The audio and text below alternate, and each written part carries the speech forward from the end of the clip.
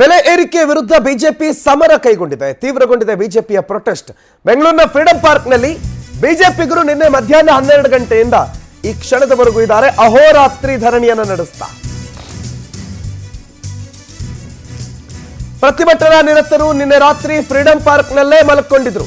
ಸರ್ಕಾರದ ವಿರುದ್ಧ ಹೋರಾಟವನ್ನು ನಡೆಸೋದಕ್ಕೆ ಇವತ್ತು ಬೆಳಿಗ್ಗೆ ಮತ್ತೆ 11 ಗಂಟೆಗೆ ಜನಾಕ್ರೋಶ ಜನಾಂದೋಲನ ಧರಣಿ ಆರಂಭ ಆಗುತ್ತೆ.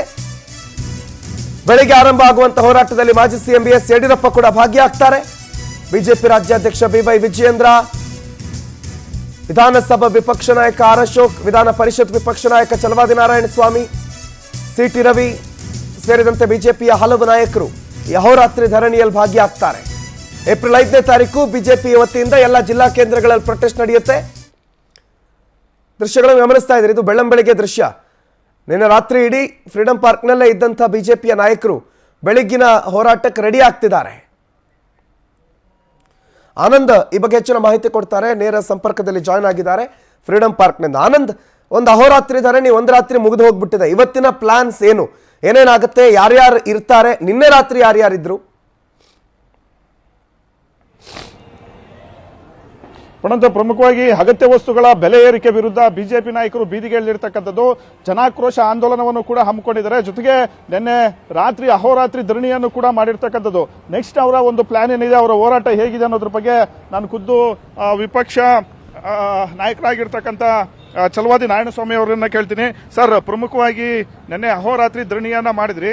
ಈ ಬೆಲೆ ಏರಿಕೆಯನ್ನ ವಾಪಸ್ ಪಡಿಬೇಕು ಅನ್ನೋದು ನಿಮ್ಮ ಒತ್ತಾಯ ಇದೆ. ಆದ್ರೆ ನಿಮ್ಮ ಒತ್ತಾಯಕ್ಕೆ ರಾಜ್ಯ ಸರ್ಕಾರ ಮನ್ನಣೆ ಕೊಡುತ್ತಾ? ನೋಡಿ, ಅವರಿಗೆ ಗಾಂಧಿ ತತ್ವದಲ್ಲಿ ಹೋರಾಟದಲ್ಲಿ ಅವರಿಗೆ ಏನಾದರೂ ಗೌರವ ಇದ್ರೆ, ಬೆಲೆ ಇದ್ರೆ ಅದಕ್ಕೆ ಅವರು ಗೌರವಿಸ್ತಾರೆ.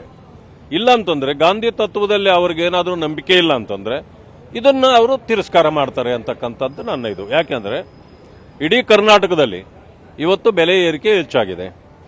ನಾವು ಹೋರಾಟ ಅಲ್ಲದೆ ಬೇರೆ ಏನೂ ಮಾಡಲಿಕ್ಕೆ ನಮ್ಮ ಕೈಯಲ್ಲಿ ಸಾಧ್ಯ ಇಲ್ಲ. ಈ ಹೋರಾಟ ಗಾಂಧಿಯವರು ದೇಶಕ್ಕೆ ಹೇಳಿಕೊಟ್ಟಿರ್ತಕ್ಕಂಥದ್ದು. ಕಾಂಗ್ರೆಸ್ಸು ಗಾಂಧಿ ತತ್ವದ ಮೇಲೇನೆ ನಾವು ನಿಂತಿರೋದು ಅಂತ ಹೇಳ್ತಾರಲ್ಲ, ಈಗ ನಮ್ಮ ನಡೆಗೆ ಅವರು ಉತ್ತರ ಏನು ಅನ್ನೋದನ್ನ ಅವರು ಹೇಳ್ಬೇಕು. ಹಾಲಿನ ದರ 4 ರೂಪಾಯಿ ಹೆಚ್ಚಳ ಮಾಡಿದ್ದೀವಿ, ಅದು ರೈತರಿಗೆ ನೇರವಾಗುತ್ತೆ. ಬಿಜೆಪಿಯವರು ಯಾಕೆ ವಿರೋಧ ಮಾಡ್ತಾರೆ? ರೈತ ವಿರೋಧಿಗಳಾಗ್ತಿದ್ದಾರೆ ಬಿಜೆಪಿಯವರು ಅಂತ. ನೀವು 4 ರೂಪಾಯಿ ಹೆಚ್ಚು ಮಾಡಿದ್ದೀರಿ, ಅಧಿಕಾರಕ್ಕೆ ಬಂದ ತಕ್ಷಣನೇ 3 ರೂಪಾಯಿ ಹೆಚ್ಚು ಮಾಡಿದ್ರಿ, ಅದಾದ್ಮೇಲೆ 2 ರೂಪಾಯಿ ಮಾಡಿದ್ರಿ, 5 ಆಯ್ತು. 5 ರೂಪಾಯಿನ ನಾವು ರೈತರಿಗೆ ಕೊಡ್ತೀವಿ ಅಂತ ಆ ಕಾಲದಲ್ಲೇ ಹೇಳಿದ್ರಿ, ನೀವು ಕೊಡ್ಲಿಲ್ಲ. ಈಗ 4 ರೂಪಾಯಿ ಹೆಚ್ಚು ಮಾಡಿದ್ದೀವಿ ರೈತರಿಗೆ ಅಂತ ಹೇಳ್ತಾರೆ. 9 ರೂಪಾಯಿ ಮಾಡಿ 4 ರೂಪಾಯಿ ಅವ್ರಿಗೆ ಕೊಟ್ಟು ಇನ್ನು 5 ರೂಪಾಯಿ ಎಲ್ಲೋಯ್ತು? ನೀವು ನುಂಗಿದ್ರ? ನೀವು ನುಂಗಣ್ಣಗಳ ಕೆಲಸ ಮಾಡ್ಲಿಕ್ಕಲ್ಲ ಸರ್ಕಾರ ಮಾಡೋದು, ರೈತರಿಗೆ ಕೊಡಿ. ನಾವು ರೈತರಿಗೆ ಕೊಟ್ಟಿದ್ದನ್ನ ನಾವು ವಿರೋಧ ಮಾಡೋದಿಲ್ಲ. ಆದ್ರೆ 9 ರೂಪಾಯಿ ಜನರಿಂದ ಕಲೆಕ್ಟ್ ಮಾಡ್ತೀರಿ, 5 ರೂಪಾಯಿ ಎಲ್ಲೋಯ್ತು? ಇದಕ್ಕೆ ಉತ್ತರ ಕೊಡ್ಬೇಕಲ್ಲ ಅವರು. ಅದನ್ನು ಕೊಟ್ಟಿಲ್ಲ. ಆ ಕಾರಣಕ್ಕೆ ನಾವು ರೈತ ವಿರೋಧಿ ಅಲ್ಲ, ರೈತ ಪರ. ಕೇಂದ್ರ ಸರ್ಕಾರದಿಂದ ಮೋದಿ ಅವರು 4,000 ರೂಪಾಯಿಯನ್ನ ರೈತರಿಗೆ ಕೊಡ್ತಿದ್ರಲ್ಲ, ಯಾಕೆ ನಿಲ್ಲಿಸಿದ್ರಿ ನೀವು? ನೀವು ರೈತ ವಿರೋಧಿಯಾ ನಾವ? ಈ ಪ್ರಶ್ನೆಗೆ ಉತ್ತರ ಕೊಡ್ಬೇಕು. ಸರ್, ಪ್ರಮುಖವಾಗಿ ಸಿದ್ದರಾಮಯ್ಯನವರು ತಾವು ಹೇಳ್ಕೊಂತಾರೆ ಹೈಂದ ಸಿಎಂ, ಬಡವರ ಸಿಎಂ ಅಂತ. ಈಗ ದಿನೇ ದಿನೇ ಎಲ್ಲ ಕೂಡ ಏರಿಕೆ ಆಗ್ತಾ ಇದೆ. ನೀರಿನ ಬೆಲೆ ಏರಿಕೆ ಆಗಿದೆ, ಡೀಸೆಲ್ ಬೆಲೆ, ಪೆಟ್ರೋಲ್ ಬೆಲೆ, ಪ್ರತಿಯೊಂದು ಬೆಲೆನೂ ಕೂಡ ಏರಿಕೆ ಆಗ್ತಿದೆ. ಸಿಎಂ ಅವ್ರಿಗೆ ಏನ್ ಹೇಳಕ್ ಇಷ್ಟಪಡ್ತೀರಿ? ಸಿದ್ದರಾಮಯ್ಯನವರು ಅಂತಂದ್ರೆ ಡೋಂಗಿ ವ್ಯಕ್ತಿತ್ವ ಅವ್ರದ್ದು, ಡಬಲ್ ಸ್ಟ್ಯಾಂಡರ್ಡ್ ಕೂಡ. ಹೇಳೋದೇ ಒಂದು, ಮಾಡೋದೇ ಒಂದು. ಇವತ್ತು ಅಹಿಂದ ಅಂತ ಹೇಳ್ಕೊಂಡ್ರು, ಹಿಂದುಳಿದವರನ್ನ ತುಳಿದ್ರು.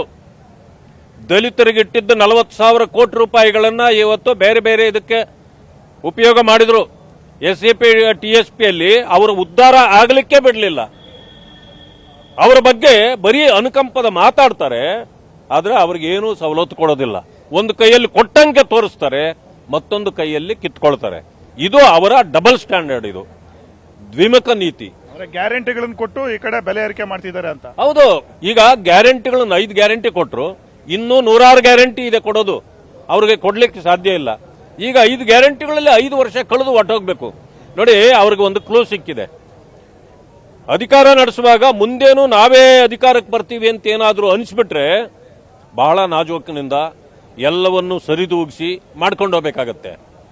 ಅವರಿಗೆ ಇನ್ನೂ 3 ವರ್ಷ ಇದೆ ಚುನಾವಣೆ. ಕೊನೆ ವರ್ಷದಲ್ಲಿ ಕ್ಲೂ ಸಿಗೋ ಬದಲು 3 ವರ್ಷ ಮುಂಚೆನೆ ಅವರಿಗೆ ಒಂದು ಅನುಮಾನ ಬಂದಿದೆ, ಮುಂದಿನ ಸರ್ಕಾರ ನಮ್ಮದಲ್ಲ, ಮುಂದಿನ ಸರ್ಕಾರ ಹೇಗೂ ನಾವು ಗೆಲ್ಲಲ್ಲ, ಬಿಜೆಪಿ ಗೆಲ್ತದೆ. ಆ ಕಾರಣದಿಂದ ಯಾರ ಮಾತು ಕೇಳೋದು ಬೇಡ, ನಾನು ಇಷ್ಟಾನುಸಾರ ನಡ್ಕೊಂಡು ಹೋಗ್ತೀನಿ, ನಾನು ಮಾಡಿದ್ದೆ ಕಾನೂನು, ಬೆಲೆ ಏರಿಕೆ ಆದ್ರೂ ಮಾಡ್ತೀನಿ, ಏನ್ ಬೇಕಾದ್ರೂ ಮಾಡ್ತೀನಿ.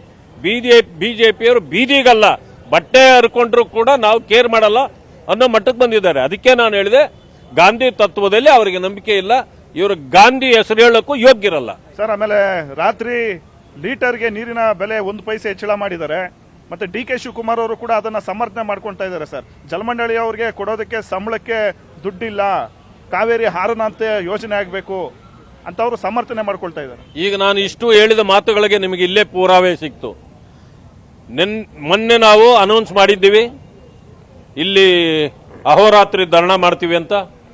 ಡೀಸೆಲ್ ಬೆಲೆ 2 ರೂಪಾಯಿ ಹೆಚ್ಚಿಸಿದ್ರು.